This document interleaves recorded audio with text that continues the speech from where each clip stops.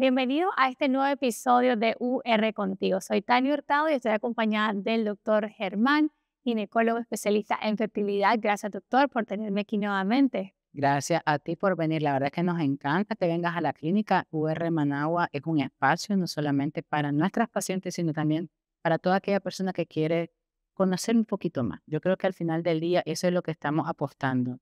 Que la gente conozca, que pierda el miedo, pero que también avance y pregunte. Sí, y hoy tenemos un tema súper bonito y bien curioso, mitos y verdades sobre la fertilidad. Es cierto que el estrés afecta, es cierto que la alimentación afecta y muchas dudas que ustedes tienen que les vamos a aclarar con el doctor. Así que listo, doctor, con el primero. Estoy listo. Mito número uno. ¿Es cierto que después de los 35 años cuesta más quedar embarazada para una mujer? Sí, mira, esa es una pregunta muy frecuente que nos hacen las pacientes porque, claro, tradicionalmente se espera que la mujer tenga una vida reproductiva hasta cierta edad. Y ya luego de esa edad, que es 35, ya te dicen, te vas a morir, tenés alto riesgo obstétrico, ya no puedes quedar embarazada, ya ni siquiera lo intentes. Eso es lo que la agencia nos dice. Le dice, ya después de los 35, ya ni siquiera intentes bebé. Yo lo voy a mirar de otra manera, o lo voy a comentar de otra manera. Yo pensaría que el tema, más que si puedo no quedar embarazada, es saber la reserva ovárica, es decir, saber mediante un examen de sangre que se llama una hormona antimülleriana o a través de más sumado un ultrasonido transvaginal, saber cuántos folículos tenemos para saber qué tanta oportunidad tengo o qué tan necesario es intentar el embarazo pronto o qué tanto puedo esperar un poco. Yo creo que ese sería como la primera cosa que hay que hacer. Es decir, ok, ya llegué a los 35, no me casé, ya llegué a los 35, no me he embarazado, o ya llegué a los 35, me casé, pero estamos esperando el momento ideal. Me hago una antimileriana, me hago un ultrasonido. Valoro y digo, ok, tengo chance para esperar más o no, esto tiene que ser pronto. Ok, entonces un Mito. mito. Ok. Definitivamente. Segundo mito. Si ya tuve un hijo, no tendré problemas para volver a quedar embarazada. Esa pregunta es muy interesante, ese mito es muy interesante porque generalmente asumimos que como ya pasó una vez, va a ocurrir una segunda vez y con facilidad. Y no es cierto. No es cierto porque hay una serie de factores que van cambiando a medida que va pasando el tiempo. No es lo mismo embarazar, yo le digo a mis pacientes, no es lo mismo embarazar una paciente de 28 Es y una de 40, no es lo mismo. No es lo mismo, y va a sonar feo, pero no es lo mismo que un esposo te embarace cuando no fumaba que ahora que fuma. O no es lo mismo que tu esposo te embarace cuando pesaba 140, 50 libras que ahora que pesa 200. No es lo mismo. Entonces, hay una serie de factores que hay que evaluar. Evidentemente, cuando hablamos de pronóstico, es decir, de posibilidades, tiene un mejor pronóstico aquella que ya tuvo un hijo ok. que la que no ha tenido. O sea, si tú me pones a escoger una paciente que ha tenido hijos y una que no ha tenido hijos, la que ha tenido hijos tiene más probabilidad de embarazarse, pero no significa que es garantizado. Por eso yo creo que una evaluación completa es primordial. Entonces, no. Tercero, el estrés es la causa principal de la infertilidad. Sí, fíjate que responder a esa pregunta es un poco interesante porque yo creo que hay que estar en el contexto real. ¿Cuál es el contexto real? Que ahora tenemos vidas muy ajetreadas, ¿no? Comemos mal, salimos corriendo, el tráfico, tenemos que agarrar el carro o el bus o lo que sea. Y al final del día vivimos con unos altos niveles de estrés. Se ha visto que la hormona del estrés, ¿verdad? Que es el cortisol, hace algunos cambios a nivel de las hormonas del cerebro y eso hace que la ovulación sea diferente. Solo, tal vez no tan relacionado a ese mito, pero saber, por ejemplo, que no dormir de manera adecuada esas 8 horas hace que el sueño no sea reparador, pero también altera el ciclo hormonal. Otro ejemplo, el uso de las tabletas. O sea, a veces venimos, llegamos a la casa del día súper cansados y nos ponemos a ver TikTok, lo que sea, cuál es el libro digital. Y luego son las 9 10 de la noche, cerramos el aparato y queremos inmediatamente dormir. La melatonina no se ha activado y eso hace que te duermas 11 12 de la noche o te estés dando vueltas en la cama. Y al final del día eso afecta el ciclo. Entonces sí, esa es El una estrés. realidad. El estrés afecta la probabilidad de lograr un embarazo. Sí, además que creo que todas las mujeres lo hemos escuchado, ¿verdad? Cuando estamos tratando de lograr un embarazo y no lo logramos, aquella frustración y escuchamos siempre, cuando te desestreses, lo vas a lograr. Yo tengo una amiga, contando eso, yo tengo una amiga que tenía 3 años de no embarazarse y me llama un día y me dice, Germán, mira, ya llevo 3 años de casada, estoy intentando embarazarme, no lo he logrado, voy a llegar contigo a una consulta en octubre. Eso fue más o menos como en julio. Entonces, bueno, pues yo esperando la llamada que iba a venir a la consulta y resulta que se fue para Italia y allá se embarazó. Claro, iba relajada, Relajada, iba de vacaciones. Al final del día es una realidad, o sea, el estrés fue un papel importante en el tema del embarazo. Ok. Así que a relajarse, muchachas. A relajarse más. Ok. Mito número 4. Los tratamientos de fertilidad siempre son demasiado caros. No, voy a contestar con un no, porque resulta lo siguiente. Primero, cada paciente es diferente y no todos van a requerir el mismo tipo de tratamiento. Nosotros acá tenemos pacientes que han quedado embarazadas con coito programado. Coito programado es un calendario, tómate esta pastilla, te hago un ultrasonido hoy, otro en 8 días, y luego te digo cuándo vas a tener relaciones. Y eso te costó 3 consultas. Ok. ¿Me entiendes? Hay otras pacientes que es un poco más complejo. Sí hay tratamientos de $3,000, $4,000, $5,000, eso es una realidad, pero no todos requieren lo mismo. Ahora, la clínica, como parte del programa que tiene, en función de querer ayudar a las pacientes, pues en algunas ocasiones se puede aprobar un plan de financiamiento con el objetivo de tratar de poder apoyar, ¿verdad?, ese deseo reproductivo, porque claro, si nosotros nos ponemos a esperar a que esa paciente reúna los reales, el dinero, etcétera, por la pasar del tiempo y luego, y eso es algo, fíjate que es interesante, le digo a mis pacientes, siempre hay una urgencia. O tenés que pintar la casa, o cerrar el carro, que no tengo que meter. Y al final, ese dinerito que vas guardando para el tratamiento de fertilidad, lo vas ocupando y lo vas ocupando. Entonces, al final del día, yo creería que el momento es ahora. Sí, y yo te lo digo a mis pacientes, nunca hay momento perfecto. Siempre hay algo, y yo creo que si no nos tiramos, pero si no nos lanzamos al deseo y a ponernos a ello, nunca lo hagamos. Es cierto. Que en el fondo también es como miedo. Pues, Sí, claro, claro. mito 5. La infertilidad siempre es culpa de la mujer. Mira, el 80% de las pacientes que vienen a la consulta vienen pensando que son ellas del problema. Ya asumiendo. Te lo juro, o sea, y es extraño porque aún así que ya hayamos tenido pacientes que ya hayan tenido hijo anterior, que dicen ellas, es que yo soy la del problema. Mira, nosotros aquí en la clínica tenemos de todo. Pacientes que vienen solitas, escondidas, pacientes que no quieren que les anotemos el nombre. Cuando llenamos la ficha, a veces hasta ponen mal el nombre porque no quieren como que alguien las identifique. Y es entendible. Yo creo que socialmente se le ha impuesto a la mujer como un contrato social de Lo que hacemos. sos mujer, tenés hijos y si tenés más de 2 hijos sos una buena mujer, ¿sí? Entonces, ajá, exacto, demuestra que sos una mujer sana y responsable y amorosa, porque si no tenés hijos, de alguna manera la gente es egoísta. exacto, sos egoísta o no tenés amor que dar, etc. Hay muchas cosas ahí. Pero realmente el 80% de las pacientes que vienen ya asumen que tienen ellas el problema de fertilidad. Y estadísticamente el 40% de los hombres también tienen problemas de fertilidad. Wow. Entonces, o es un problema compartido, ¿verdad? O a veces es solo el hombre.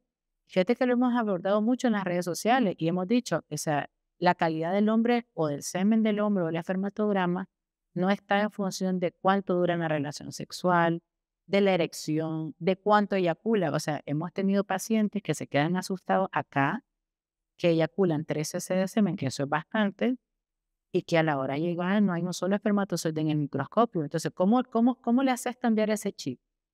Y luego te dicen, es que estos espacios son interesantes porque luego te dicen, pero doctor, si yo tengo un niño de hace 4 años, porque ahora tengo un espermatograma que usted me está diciendo que no tengo espermatozoide. Hay que hacer un análisis del tal. Incluso, y esto off the record, por favor no lo repitan, pero a veces incluso hasta nos dicen, quiere decir que el hijo que tengo con la otra no es mío.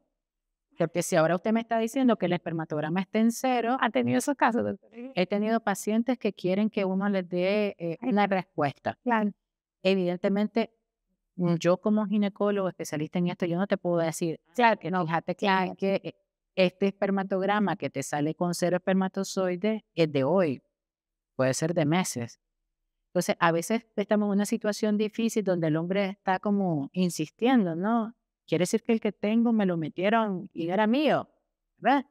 Entonces, ahí ese es un tema de hacer prueba de paternidad, etcétera. Pero lo que quiero llegar a esto es que el hombre juega un papel importante en el tema de la fertilidad. Y no tiene que ver con duración en la cama, si ya tengo hijos previos, o sea, tiene que ver con 20.000 cosas diferentes. Claro, como el estado de salud que puede cambiar repentinamente tanto en un hombre como en una mujer por diversas circunstancias. De la noche a la mañana. Pero qué interesante esto que dice el doctor de que las mujeres asumimos inmediatamente. Ahorita me pongo a pensar yo que si a mí me dijeran ahorita que se está dificultando yo quedar embarazada, si lo ando buscando, inmediatamente sí asumo que es mi... El 80% de los Sí, pacientes claro. te llegan a la consulta y te dicen, doctor, vengo a hacerme exámenes. Hasta cuando ya terminas de hacerte la batería de exámenes, me imagino que la mayoría de las mujeres dicen, ok, probemos con mi esposo. Justo, tal cual. O te dicen, ahora sí puedo llamar a mi esposo. O cuando entran a la consulta, hola, ¿qué tal? Soy el doctor Fernando, soy ginecólogo, le explico lo que hago y antes de terminar la consulta me dice, ¿y cuáles son mis exámenes? Es cierto. Te dicen, ¿cuáles son los exámenes? Es cierto, cuando sí es algo en común. Pues, Exacto. Entonces, pero no me preguntan, ¿y los exámenes de mi esposo? Es muy rara la paciente que lo hace, pero el hecho de, es como un chip implantado. totalmente, sí, sí, ahorita que lo está diciendo en voz alta, sí, yo asumo que sí, o no puedo caer embarazada es porque yo tengo algo. Y hasta que no me prueben lo contrario, Eres, entonces, exactamente, eres, interesante. sí, Ok, entonces es un mito, es un mito. no es culpa solamente de la mujer. Mito 6, los tratamientos de fertilidad siempre funcionan a la primera. Sí. Mira, eso es una pregunta real, ¿verdad? Nosotros quisiéramos tener una respuesta clara al paciente y la damos. O sea, cuando viene un paciente y me dice, doctor, ¿voy a lograr el embarazo? La respuesta es sí. Lo que yo no sé es cuándo. Son dos cosas diferentes. ¿Sabes por qué? Porque siempre que hay óvulos, siempre que hay espermatozoides, la probabilidad de embarazo ocurre. Y nosotros no nos cansamos de decirle a la paciente que no es un tema de clínica, es un tema de mi situación biológica. Ahora, nosotros tenemos pacientes que han hecho 3 in vitro y no han quedado. Y les explicamos, señora, mire, la tasa de embarazo haciendo un in vitro es de tanto por ciento en su caso particular. Y tenemos pacientes que en la primera in vitro quedaron embarazadas de gemelos. Tenemos pacientes que en el primer coito programado, que solo pagaron 3 consultas, lograron el embarazo y de gemelos. Entonces, esto no tiene que ver con un tema económico. Yo diría más que es un tema de cuál es mi situación, cuál es mi probabilidad de embarazo y asumirla. Porque esa es la otra cosa y que nadie lo dice. O sea, cuando alguien escribe un comentario en nuestras redes sociales, vienen y nos dicen, pero, pero no quedé, por ejemplo. A mí sí me gustaría decirles a los pacientes, sí, pero vos sabías que no podías quedar, que había una probabilidad de no quedar. Está en un documento, en un consentimiento informado, lo hablamos a consulta.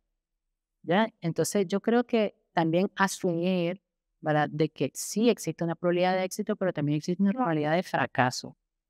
Y a veces me pasó con una paciente hace 5 minutos atrás que a pesar de haberle explicado todo, ¿verdad?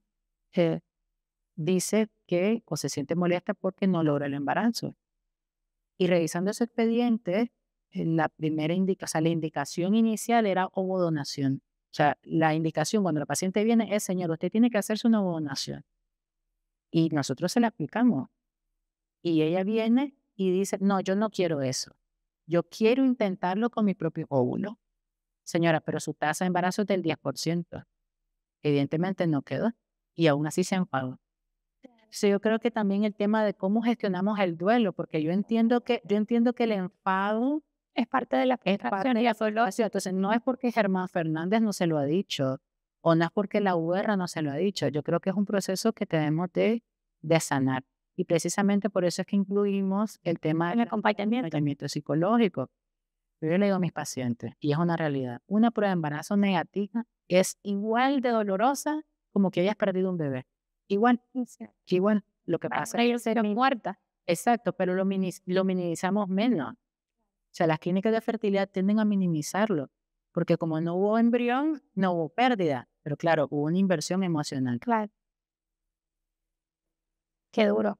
Sí, Qué duro, pero sí, es parte del proceso y eso es lo importante de asistir a, de tener el acompañamiento adecuado donde no solamente es la parte médica, sino también la parte como de acompañamiento psicológico, donde antes de iniciar el proceso entras clara de lo que puedes vivir, porque si tienes un poco de antelación de lo que se vive en cada etapa o en este proceso, podés, creo yo, tener como más tiempo para asimilar lo que puedes vivir. Y eso te prepara, creo yo, que un poquito más. fíjate que yo sé que estamos en el tema de los mitos y eso, pero fíjate de que nosotros en la clínica trabajamos en función de escenarios. Entonces nosotros le decimos a la paciente, mira, si hacemos esto, esto y ocurre esto, va a suceder esto. Si hacemos esto y ocurre esto, la idea es hacer esto. Porque al nosotros ir preparando, como decías tú, Sí, yo creo que te da sí, tranquilidad de saber qué es lo que sigue, qué es lo que puedes exacto. esperar totalmente. Y no entras así en un proceso. Incluso nos ha tocado a veces pacientes que tenemos que detener el proceso, porque, doctor, es que no entendí. Ok, espérame, si no lo comprendiste, mejor nos detenemos, lo entendemos y luego avanzamos, porque no es conveniente para ninguna de las partes, ni para mí como clínica, ni para el paciente, empezar un proceso que no lo logras comprender, Claro. ¿ya? Porque da más frustración no lograrlo. Entonces yo le digo a mis pacientes bromeando, si quedas embarazada vamos a ser los mejores amigos del mundo, pero si no quedas embarazada, vamos a ser los peores enemigos. Aquí no, yo creería que no se trata de eso. Claro. Siguiente mi doctor. Si tengo la menstruación, ¿significa que ovulo normalmente? Mm. Mira, ese es un mito que ya te voy a responder que es un mito real. Mira, sí, sí, sí, la verdad. Generalmente pensamos que como la regla viene todos los meses, como la menstruación viene todos los meses, pensamos que la ovulación viene todos los meses y no es cierto. Hay algo que se llama ciclos anovulatorios. Ciclos anovulatorios es cuando el endometrio hace su proceso de crecimiento y de descamación y el óvulo crece o no crece, ¿ya? Entonces hay que estar claro que muchas veces pensamos, y eso era muy común antes, decían, la mujer menstrua. Cuando el óvulo pasa por la trompa y se... Sí, ese es el tema de la liberación del óvulo y luego que se fecunda. Pero entonces, ¿qué nos pasa? Por ejemplo, hay algunas razones por las cuales la mujer puede estar menstruando y no producto de su útero o de su ovario, por ejemplo. Y eso nos pasa mucho, por ejemplo, con las pacientes que se están acercando a la perimenopausia. Viera vos qué difícil es, por ejemplo, decirle a una paciente, señora, ya no tenés óvulos y tenés 43 y le haces una antimilgrana y le sale 0,01 y, y le dice, señora, pero es que ya no tiene óvulo. Y lo primero que te dice es, pero si yo reglo, si yo tengo una vida sana, no fumo, salgo a correr todos los días, ¿por qué usted me está diciendo eso? ¿Eh? Entonces, asumimos que porque hay menstruaciones, hay óvulo, y no es cierto. Entonces, la única manera de darte cuenta si tú estás ovulando es haciéndote una progesterona el día 21, un examen de sangre, o comprar de los kits que venden, que lo puedes comprar en Amazon o alguna otra tienda, de ovulación. Entonces, tú lo que haces es, cuando estás acercándote a la ovulación teórica de la aplicación, ¿no? Que te dice que entre el día 2 y 14, tú empiezas a orinar en ese palito y cuando te sale verde, tú dices, ay, ahora sí ya estoy ovulando. Esa mujer sí ovula. Pero nos pasa frecuentemente que la paciente no ovula. Y es frecuente, ¿sabes en qué enfermedad? En el ovario poliquístico, en el síndrome ovario poliquístico. Y sabemos que el síndrome es altamente prevalente. Entonces, no es cierto. Eso, y es difícil quitarte ese cassette. Que, o sea, gran aprendizaje, que porque yo siempre he jurado que menstruación es porque ovule, porque el óvulo, o sea, salió de la trompa y entonces Claro. inmediatamente menstruación es porque ovule. Wow, O menstruación es porque soy fértil. también. Sí, porque que estoy bien, tengo mi regla Y luego todo. tienes tu regla todos los meses, te está viniendo todos los meses, y a veces son sangrados por deprivación, es decir, el endometrio sangra, pero no porque hizo el proceso de crecimiento, sino porque está atrófico y empieza a manchar. Entonces, yo creo que es importante conocer eso. Totalmente. O sea, esto ha sido un gran aprendizaje para mí, porque sí, que increíble es como estamos como, tenemos aprendizajes como muy, muy arraigados en cuanto pues, lo que es saludable y lo que no, ¿verdad? Porque para mí siempre he pensado, sangrar es síntoma de que sos fértil, de que están bien, de que todo está bien. Que todo está Claro. coordinado. Por eso tal vez me imagino que debe ser muchísimo más difícil para algunas pacientes que tienen esto tan arraigado, ¿verdad? Esta idea preconcebida, saber de que, ok, tienen su regla todos los meses y que les cuesta. Y que no ha pasado. Exacto. Y que no, o sea, y te dicen, doctor, pero si yo tengo Yo 8 tengo- meses, yo soy regular, voy puntual, pero ahora usted me está diciendo que no ovulo, ¿y de dónde saca eso? ¿Ah? Entonces, es muy difícil como luchar y Claro, poder cambiar ese cassette, ¿no? que para eso son estos espacios, para que todos nos informemos y nos eduquemos sobre el tema de reproducción y fertilidad. Ahora tenemos unas preguntas, doctor. Sí. Preguntas rápidas. Vale. ¿Las pastillas anticonceptivas causan infertilidad? Falso, ¿El sobrepeso puede influir en la fertilidad? verdadero. ¿Por qué, doctor? Mira, es verdadero porque, en primer lugar, cuando la paciente aumenta de peso, Ujú. está alterando su sistema hormonal y se asocia a algo que se llama resistencia a la insulina. Es por eso que las pacientes que son gorditas, generalmente les podemos mandar metformina. Claro, hay un contraste de lecciones aprendidas. Te dice, pero doctor, ¿por qué me están mandando metformina si yo no soy diabética? Y es a veces como difícil, ¿me Ya. entiendes? Como De desaprender. desaprender. Entonces, o te dicen, ya me lo han dado antes y no me ha funcionado y ahora usted me lo está volviendo a recetar, ¿no? Ujú. Entonces, el tema de la obesidad es que está asociado a resistencia a la insulina y la resistencia a la insulina produce no ovulación, anovulación. Entonces, sí, definitivamente la obesidad juega un papel importante. Perdón, además que si te embarazas estando sobrepasada de peso, Ya. aumenta el riesgo de diabetes gestacional, de preeclampsia, aumenta el riesgo de parto prematuro y también asocias a niños con obesidad y niños nacidos que van a ser prediabéticos adolescentes. Entonces, el hecho de poder tener un espacio donde haces una consejería preconcepcional adecuada y puedes controlar todos los factores de riesgo para tener un niño sano en toda su expresión, yo creo que eso es invaluable. Claro. Y un embarazo sano también, por supuesto. Embarazo sano que termine a los 9 meses y que tu niño se haga un neurodesarrollo adecuado.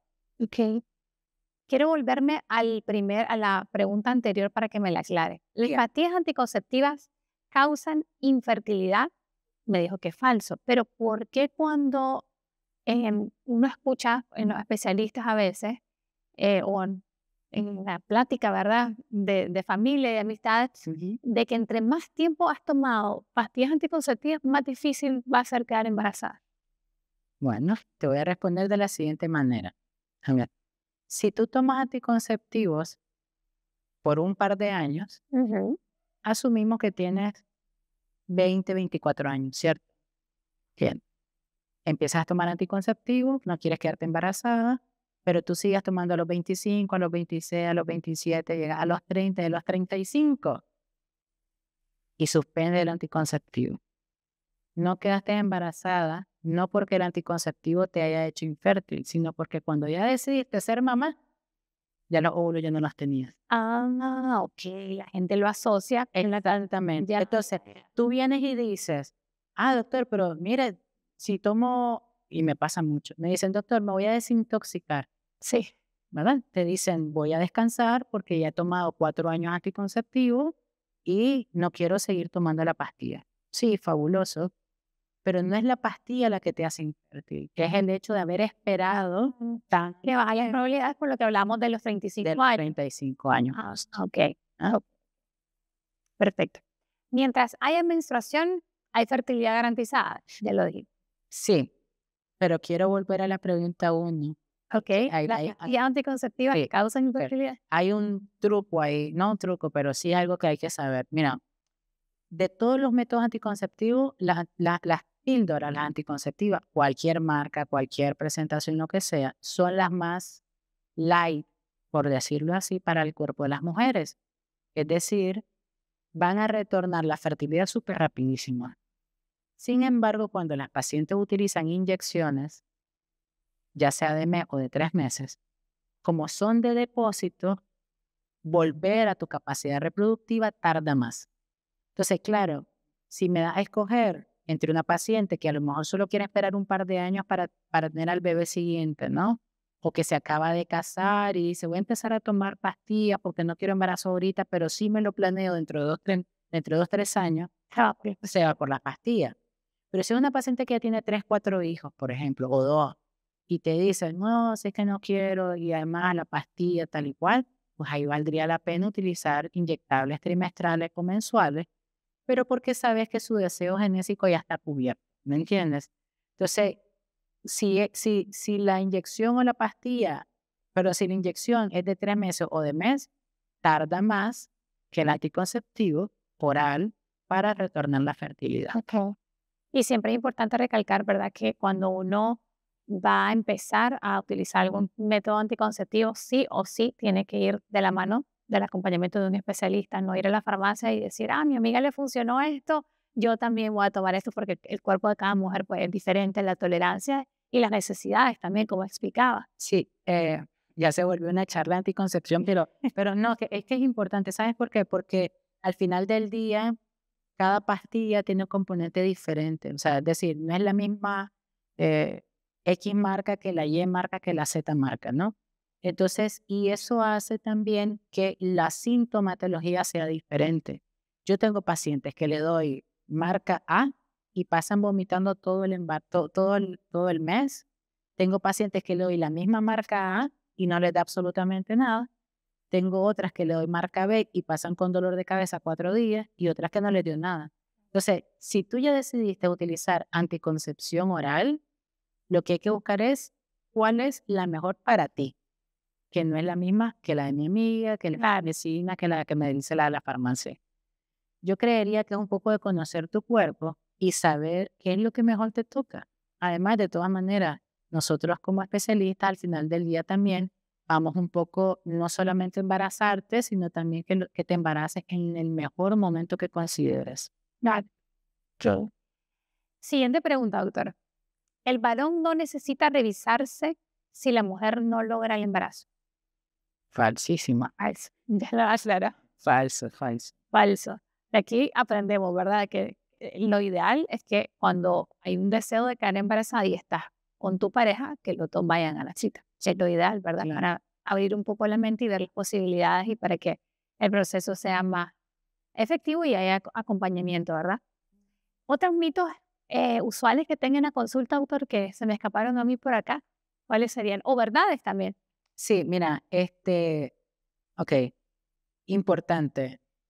Para tener un bebé sano, debo tener un óvulo sano y un espermatozoide sano. Esa es la base fundamental. Ahora, ese óvulo sano lo voy a lograr preparándome.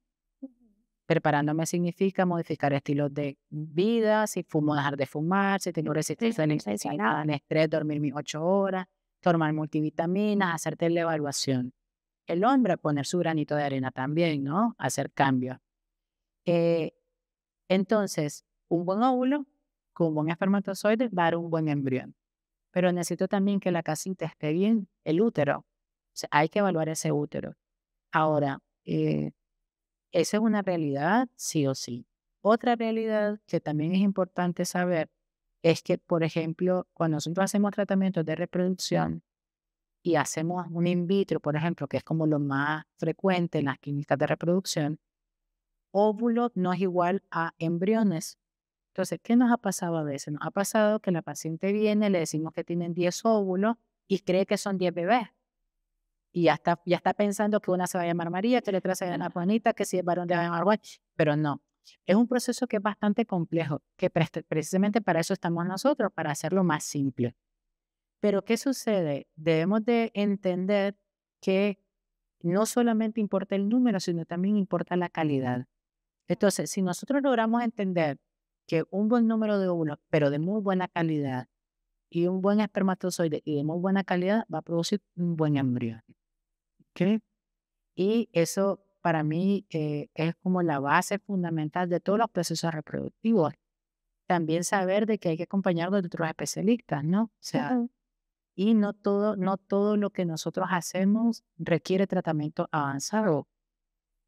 Otra cosa es que también, otra verdad, por ejemplo, es que no todos los miomas se operan, por ejemplo. O sea, la paciente viene y dice, ok, tengo un mioma, lo tengo que operar. A ver, espérate, primero evaluemos qué es lo que tenés y qué es lo que deseas. Porque hay pacientes que tienen un mioma, pero no está dentro de la cavidad. ¿El mioma impide un embarazo? Impide el embarazo, pero depende de la posición donde está. Ah, ok. Entonces, si yo tengo un mioma que está fuera de la cavidad, evidentemente ese mioma mide 5, 6, 10, 15 centímetros, no va a afectar al bebé. Pero yo puedo tener un mioma súper chiquito de 2 centímetros y que está dentro de la cavidad y sí el embarazo se va a ver afectado. Yo creo que hay que evaluar, o sea, esto no es una tabla de matemática de 2 más 2, 4, sino que esto es ver qué es lo que necesito, hacia dónde quiero ir, cuál es la base de tratamiento. Ahora, otra verdad, cada técnica de reproducción asistida tiene sus indicaciones. Es decir, a veces pensamos, y ya me ha pasado mucho, que vienen a la clínica y dicen, yo quiero hacerme esto. In vitro, dirá. In vitro, exacto. En el episodio anterior, usted explicaba que es como una... Un proceso de pasos. Oh, Eh, entonces, ¿qué sucede? A veces venís y decís, yo quiero esto, sí, pero a lo mejor no es lo que te conviene. Entonces, yo creo que hay que individualizar, saber que si realmente lo necesitas o no. No solo por el tema económico, sino también por todo lo que implica. O sea, un in vitro implica meterte quirófano, ponerte anestesia, etcétera, que está muy bien hacerlo, pero si tenés la indicación. O sea, yo creería que más que hacer una receta de cocina de María necesita esto, es entender el contexto, saber que se puede hacer una técnica de reproducción asistida, pero también saber cuáles son las implicaciones de esa técnica. El embarazo lo vamos a lograr, ¿sí? El embarazo lo vamos a lograr, pero necesitamos saber cómo y en cuánto tiempo, que a veces eso es lo difícil de poder responder.